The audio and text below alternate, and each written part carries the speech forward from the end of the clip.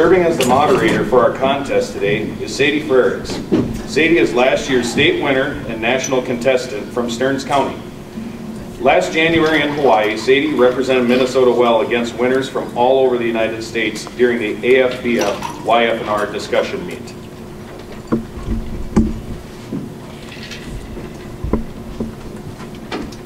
Thank you, Lauren. The discussion meet will begin with each contestant making a 30-second opening statement in voluntary order. I will then indicate the period for open discussion that will run a total of 25 minutes.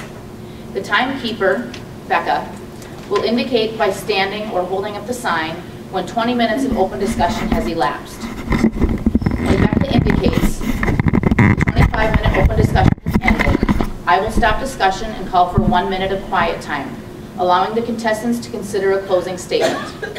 Then you may each make a 1-minute closing statement in voluntary order. The topic to be discussed in this final round is: what can be done to encourage young farmers and ranchers to return home to the farm if it means living in a rural area that does not provide the same amenities, such as education, healthcare, and technology, as a metropolitan community? At this time, you may each make a 30-second opening statement in voluntary order. Becca will indicate when 30 seconds has elapsed.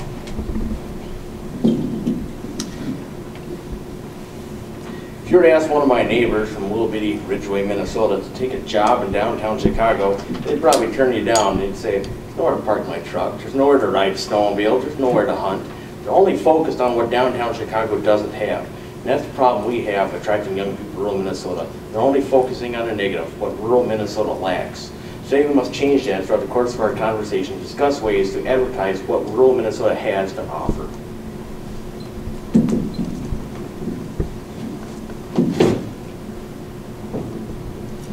In 2011, 26% of the Farm Business Management Program students were under the age of 40, compared to 32% in 2001, 10 years earlier. There is a drive down in the number of young farmers returning home in production agriculture. I hope today that we can discuss as Farm Bureau members how we can empower, encourage, and support young farmers returning home to the farm.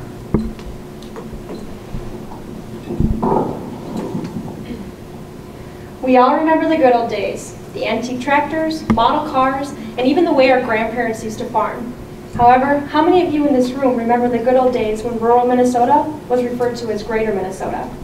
With the ever-increasing of the amenities in the cities becoming more and more appealing to our younger generation, we as rural community members have a huge challenge on our plates. However, with any good challenge to overcome it comes a great strategy. We need to do some market research. What do young people actually value in their local work, communities, and way of life?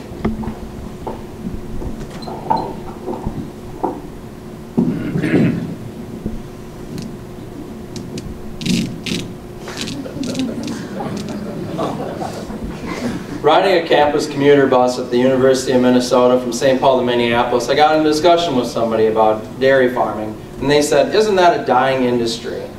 I felt when I was growing up that was communicated not just by people outside of agriculture, but those inside of agriculture. In 2003 Wisconsin study, there was one person under 35 for every 6 over 65. We need to be able to change that by communicating that there are benefits to being involved in agriculture. The opening statements have been heard. You may now proceed with 25 minutes of open discussion. Christy, I like your considering the rest of Minnesota, outstate Minnesota, outside of the metro area as being greater Minnesota. I think that's something that we don't remind ourselves often. We have so much to offer, but as the most recent college graduate here amongst us, and your fellow young people that you were in school with, what do they value? You mentioned it. What do you think that we're lacking that we don't have? Yeah, absolutely good question. And actually, as we take a look at my profession itself, I'm an agriculture business person, and my career is actually housed right in Shoreview, Minnesota.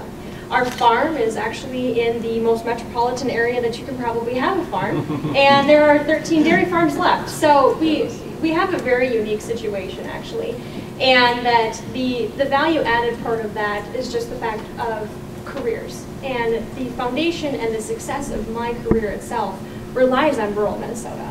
I'm in the seed business, and so I rely heavily on the local cooperatives in rural Minnesota, the local sellers, and even the business that we have for local growers.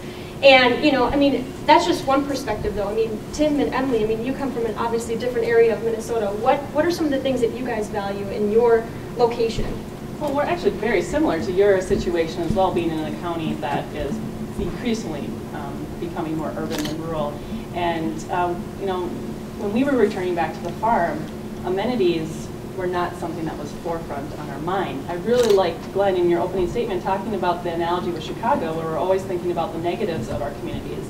And I know, personally, our situation was we didn't think of those. We didn't think, how far away we were from the ballet. We weren't thinking about, at that time, kids were not obviously on the forefront, so education and healthcare were not something we were considering, but it was all the positives that were bringing us back. And, Tim, you were talking about about the benefits of returning to agriculture and production agriculture in the communities. What are some things that you have thought have been a benefit to returning to production agriculture? Well, I think early on, everybody, like Glenn was talking about, a place to park your truck and ride your snowmobile. That's always in the forefront of your mind. If you grew up on a farm, some of the people that are going into farming didn't grow up on one, and we should maybe come back and address that after this part of the discussion. But there's those things, and then once you have a family like we started, then you start thinking about all the things you did as a child and how you want to provide those same opportunities to your children, having mom and dad home when you're there, and things like that. What are some other things that you think of, Glenn?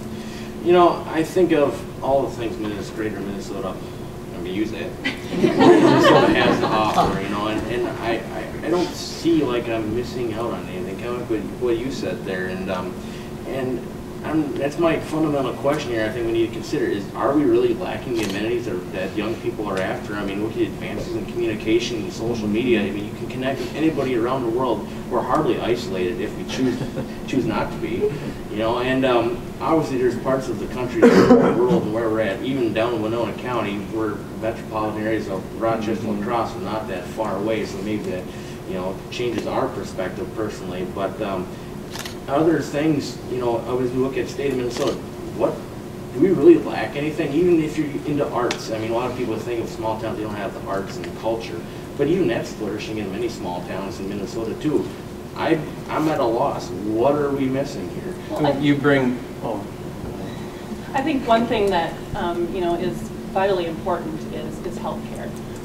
Being a mom is something that, like I said before, we weren't thinking about when we came back to the farm, but now I think about it daily. Having a Trauma 1 hospital close to us is something that we don't, even where we are at, we don't have.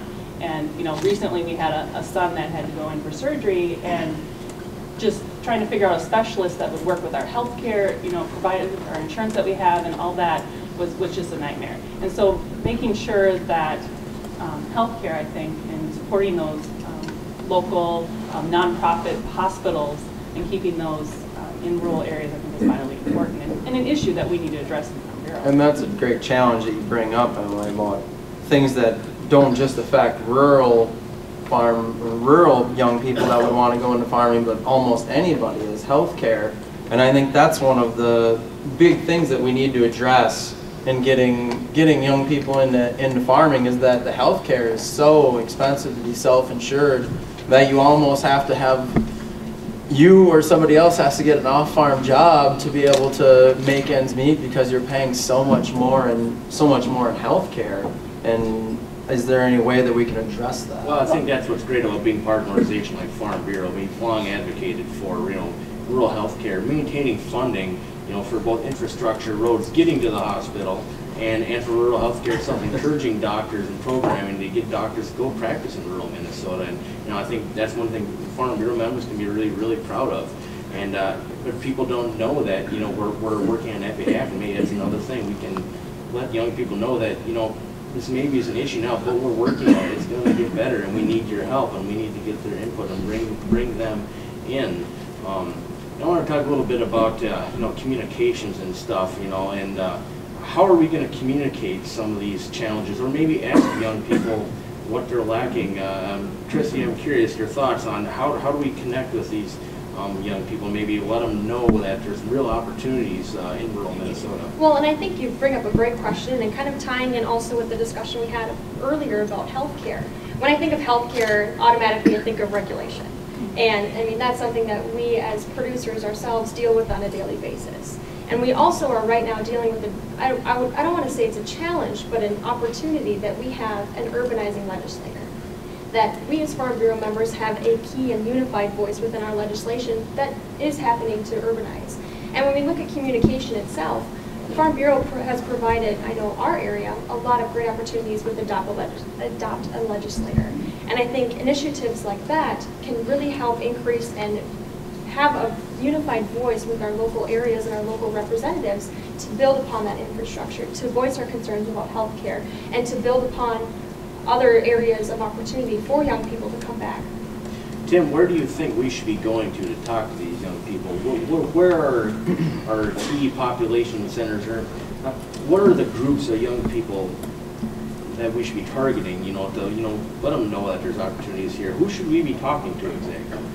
Well, I think I'm going to change it a little bit from what you're asking there and put it on us that it's a culture within agriculture that gets people back into agriculture. And the effect of not encouraging more young farmers in farming is consolidation into bigger and bigger farms, because as people leave and there's no one to take over, we're just rolling it into another farm. And what we really need to ask ourselves is, are we okay with that? And why do we need to go out and search for more young farmers? Or I was listening to a podcast the other day and they were talking about how many dairy farmers were leaving the industry because of feed prices and stuff. And I thought to myself, not in a cynical way, but in a questioning way, who cares? Who cares that people are leaving if other people are looking to take that over? And I'm looking for input on this. Well, that's a great point. And, what do we want the future of agriculture in greater Minnesota to look like? I mean, do we want it to be White House, red barn and small flock of chickens, or, is there different visions, or can there be a diversity of that? And is that going to encourage a diversity of young farmers to return to the farm? Yeah, Emily, I totally agree. I'm glad, Tim, you took the conversation in that direction. And Emily, you mentioned a diversity, because people often think, I think when young people think of a career in production agriculture, they think of the American Gothic, with the pitchfork right there and the old wife, and that's not particularly appealing to a lot of people who like to go out and socialize on the weekends, and have a life, travel, not be tied down to the farm. And there's multiple ways. I mean, people who choose that lifestyle, that's certainly viable, and there are a lot of different production methods and markets you can produce for to make that lifestyle viable yet. But also, like Tim, you mentioned consolidation and growing farms, but that's also an opportunity. We should not see it as necessarily a threat, because you're working for that for a larger dairy, you're maybe the herdsman there. You have a professional position, you have real responsibility on that farm, and that's appealing, I think. Not only that, you have time off, you have health care. You are working maybe an 8-hour day, 10-hour day, not an 18-hour day. And that's what a lot of people, I think, young people think of, even from rural communities. They see their parents working nonstop on a farm, but there's other ways to be producing, food, fiber, and fuel, and not have to sacrifice your entire life. I think we've adopted a starving artist mentality sometimes, and that's kind of turning people off to a degree. Go ahead. And that's what you just said there about there's opportunities in consolidation. In the case of our farm, where we are now two-family farm, there's a reason why that we're able to be here. It's because we have two families at our farm, and my parents are running the farm while we're gone. And that is something that we maybe need to incorporate into our culture of agriculture, that it's working together. We need to figure out a way to not be the loners, that you're the sole manager of an operation and no one knows how to do it as well as you. We need to be able to learn the skills to be able to manage with other people, so that we have those opportunities to go out and enjoy the amenities that maybe aren't in our culture or in our community, that we could go out to if we had some time off. From that data, that people are returning to the farm, maybe just not in their 20s and early 30s. And or in starting a career in production agriculture much later in life, or there's more diversity in that, you know. And Tim and I have an organic farm, and we have a lot of circles within that community, and we're finding a lot of people are doing some very unique and different things that we don't really consider traditional production agriculture, but they consider themselves a farmer. And how do we encourage that diversity to get people, because we want, I truly believe that we need to have a secure food supply. And how do we do that? I don't think it's going to be just a monoculture of how our farms look. So how do we encourage diversity? I think Farm Bureau has done a fantastic job at bringing communities like that together. You know, my husband and I are dairy and crop farmers as well, and I have a job on the farm. And being able to engage in different conversations with other farmers, other Farm Bureau members, whoever they may be, just to even share the word of how do you do this operation on your farm? What has worked for your particular situation that we can kind of continue to build that excitement and that growth back in the rural communities. And so, and again, Glenn, you had mentioned earlier about social media. You can choose to be that hermit in the corner, or you can be out there addressing some of those key concerns and having that social network. What are some of those things that maybe you've driven from the Winona County area to build that excitement, maybe even with social media? Well, it's hard sometimes to really get that core group. I mean, once you get a core group, it's easy to feed off each other. Look at what the good people in Wright County have done. They got their little posse of farmers there. Everybody kind of wants to be part of the group. It's easier to do once you found that group. And social media, like you mentioned, Christy, is a way to organize that. Create those communities, because there's not a lot of glamour and isolation. And people, I think that's one thing where I'm kind of getting from this conversation here, that we got to let young people know that, you know, there's communities out there. You're not going to be isolated on the farm. You're going to maybe be able to have time off and a vacation. You're going to have to work hard, but there's a good lifestyle opportunity available. And one thing I've often thought about is when we think of farming, contributing to agriculture, it's often thought of farmers. Well, agribusiness people like yourself are also key contributing members of the agriculture economy. I couldn't do what I do without you, and that's something that's something we're not. You know, communicating to young people that if you have an interest in agriculture, or even if you're from that farm, you maybe don't have to be out there driving a skid steer all day to be an active contributing member to the agriculture industry. Christy, how do we communicate to young people that you can be a key component of the agriculture business without being on the farm? Absolutely. Well, you bring up a great point, and it's actually a key initiative within Winfield this year, is building out an associate program. And so basically it's past interns that we have, and then we place them strategically in various rural co-ops around the entire state of Minnesota, and it's actually in the Midwest area that they're focusing this on. And the key driver of it is to build the relationships, see the value of being a part of a cooperative area, and then also build them as leaders to be successful in our business, whether they end up being a salesperson, stay at that co-op, and continue to grow that organization through a co-op manager. Is there anything else that you maybe, Emily, have in your area that kind of has a building development group like that for young people? No, we don't, and that's an excellent opportunity. I wish we'd have something like that in our area, because even though we are in a very urban area, we're very isolated as young farmers. I mean, there's very little farmers in our county, and then being young farmers on top of that, you know, we're kind of an oddity. But one thing that I really find a challenge for us personally is getting people interested in coming back to the farm is the money. I mean, we talk about that capital investment. How do we get loans, and just, I mean, it's a big investment for us, and I mean, we're still very early in our stages of getting that. And Glenn, how have you found it economically and financially feasible to return to the farm?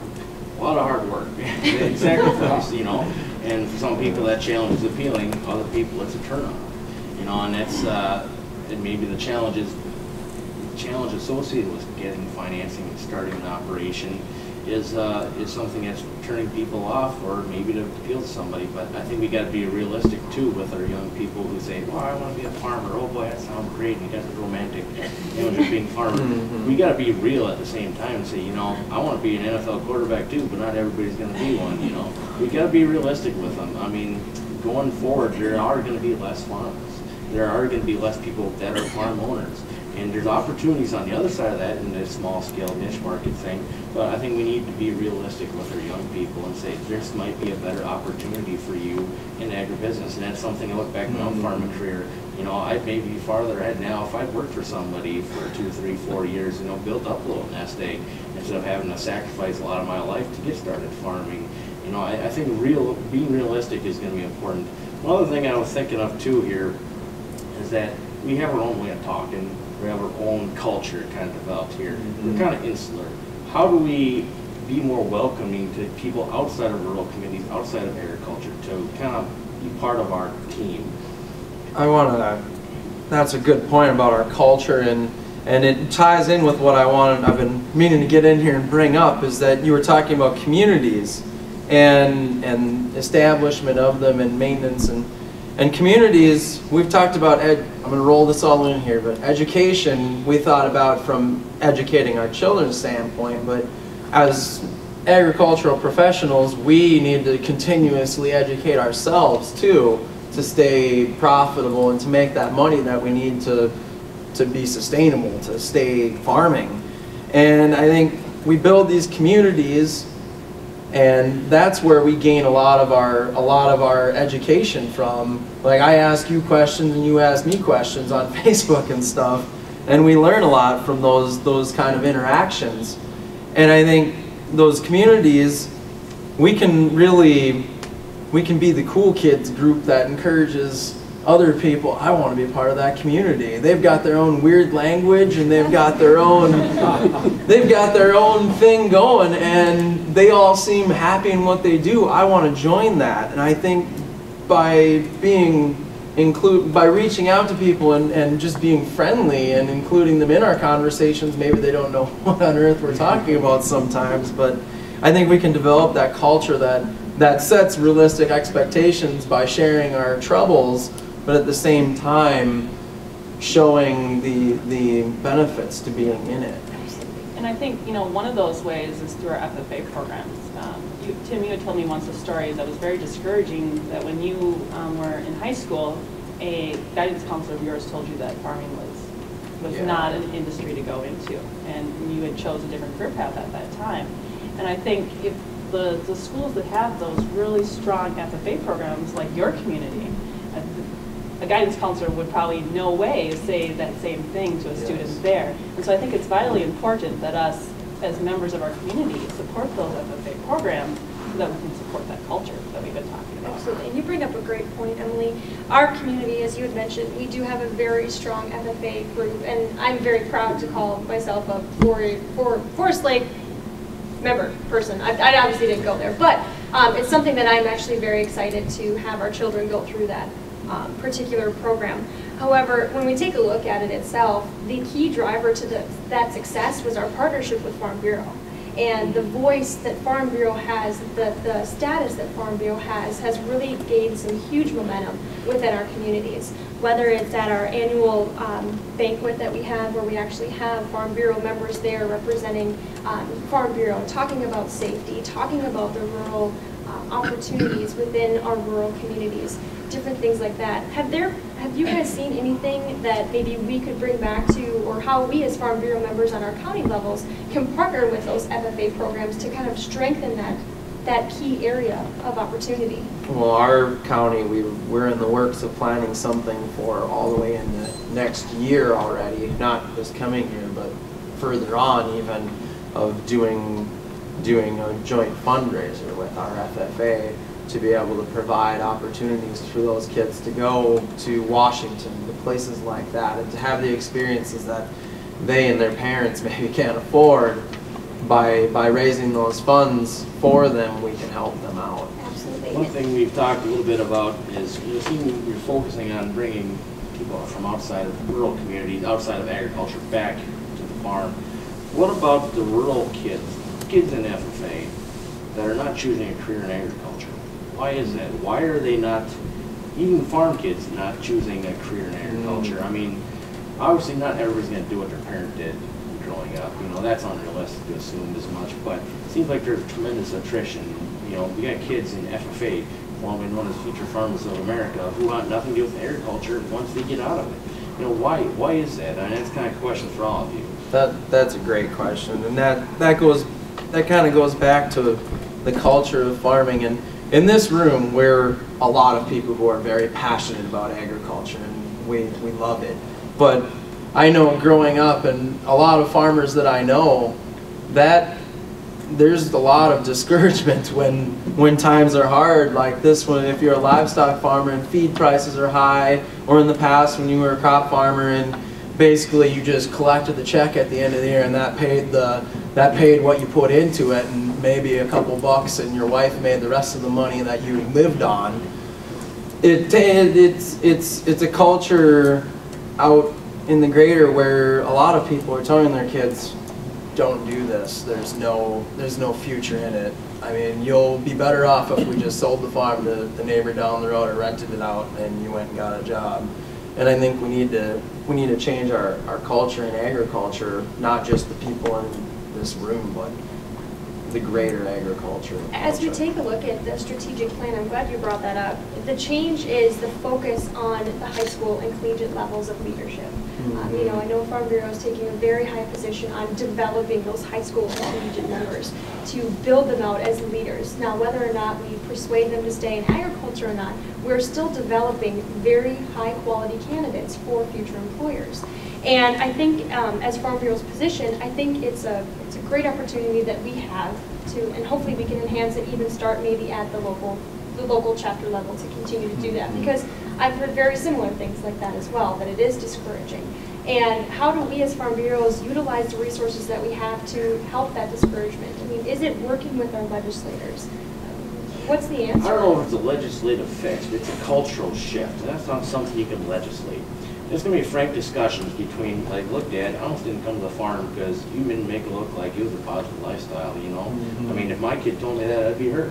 You know, I mean, we need frank discussions. As young people here in Farm Bureau enthusiastic about the future of agriculture, we need to be having discussions with some of their other people who have kids coming out and saying, look, your kid is bright. You know, encourage them to come back to the farm. They have so much to offer to our community. Don't discourage them to go off to, you know, get a job in Fastenal and Winona, you know, and not have anything to do with agriculture again. It's going to be a cultural shift, and obviously as Farm Bureau we support a positive attitude towards agriculture, but that's why this conversation and this issue is difficult, because it's not something you can necessarily legislate. It's, you know, it's going to take soft skills, communication, and maintaining that positive attitude, even when things are tough. It's encouraging, though, that many of our peers at college returned to production agriculture. A lot of them were honors students in college as well.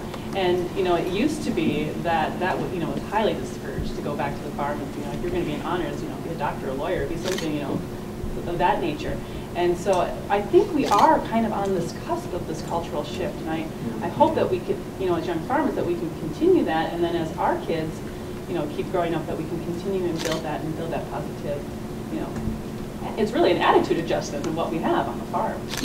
And to be honest, when we talked about almost having that culture shift, as we take a look at even myself as an example, I actually had to have a mentor tell me that agriculture is a good place to be. Is it something that we as producers who are directly involved in production agriculture need to take on that role as being mentors for these young people, because we have a great voice, a great experience in agriculture. That's what. Well, let's not forget the role again that Farm Bureau members can play, and the organization. Again, it's not something we can legislate or maybe advocate policy for, but as a role, as a community, you know, we can advocate, we can talk to young people, we can be part of that culture shift. And the YFR program, contests like this are part of developing that enthusiasm. And I'm really proud to be part of this group, and I think going forward, Farm Bureau will be leading the charge when it comes to that culture shift, like we talked, building that community, really getting young people fired up about agriculture. And that's what I've seen. We've had young employees, high school. Time has now expired. We will now have 1 minute of quiet time to allow contestants the opportunity to prepare closing statements. You may now present, please put your pencils down, and you may now present your 1 minute closing statement in voluntary order.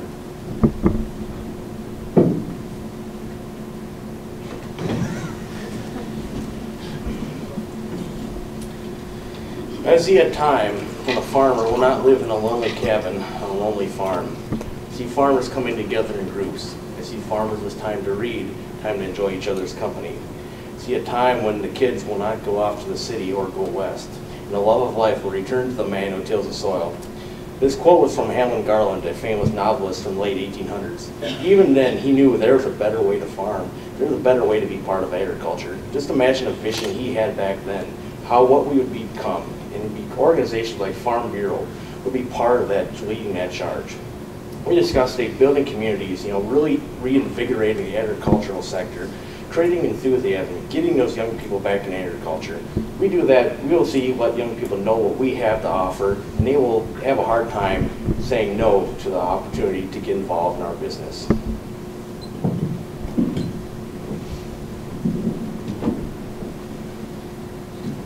I want to thank the Minnesota Farm Bureau and the Young Farmer Program for opportunities like this, because it's opportunities like this discussion meet where we can sit down and talk about how do we revitalize rural communities with young people. It's very exciting. Today we talked a lot about culture. How do we change our attitude? How do we make it, like Glenn just said, how can we make it really hard to say no for the young people to come back to rural America and to production agriculture? Our role as Farm Bureau members then is to encourage that culture, to encourage that enthusiasm, to encourage and empower and support young farmers to return to the home farm.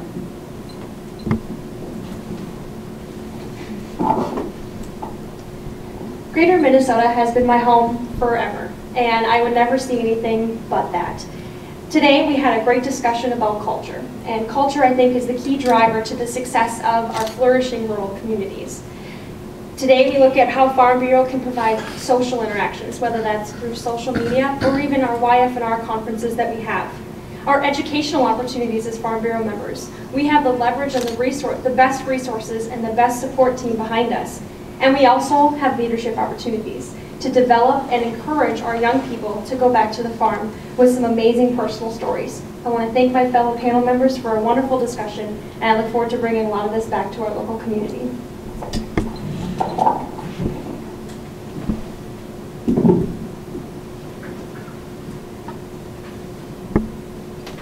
The last time that there has been an even split, or where the lines crossed of farmers that were 25 to 35 and 65 and over, was 1945. We talked about some of the problems that are preventing young farmers from entering into agriculture, such as health care, making a wage that makes it appealing and feasible to come back to the farm, and just things like time off, being able to go hang out with your friends, things like that. Some of the solutions that we came up with was building communities through social media, through Farm Bureau events, through other things like that. And communication along those same lines of that's what it takes to sustain a community is communication. And changing our culture, encouraging young people that there is a future in agriculture. It's something that we all could do. When we leave this room, we can go back and we can tell our young employees and people like that, hey, maybe you don't want to do production ag, but you can go to college for other agricultural ventures. Thank you, finalists. Let's give the finalists a round of applause for this job.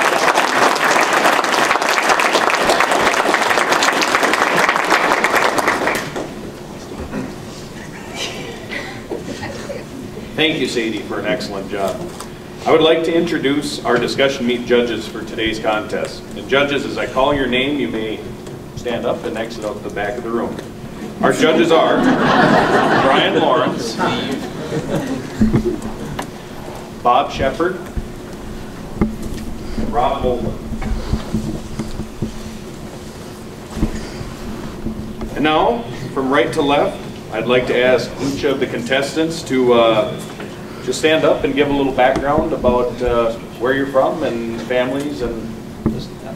You're right or there, Laura? Do north and south, but that's another thing. All right, go for it. All right, well, I'm good then. My name's Glenn Groth from Winona County Farm Bureau. I'm currently our county president. Milk about 65 Holstein cows and farm all 530 acres right down the southeastern corner of the state, next to Iowa, Wisconsin.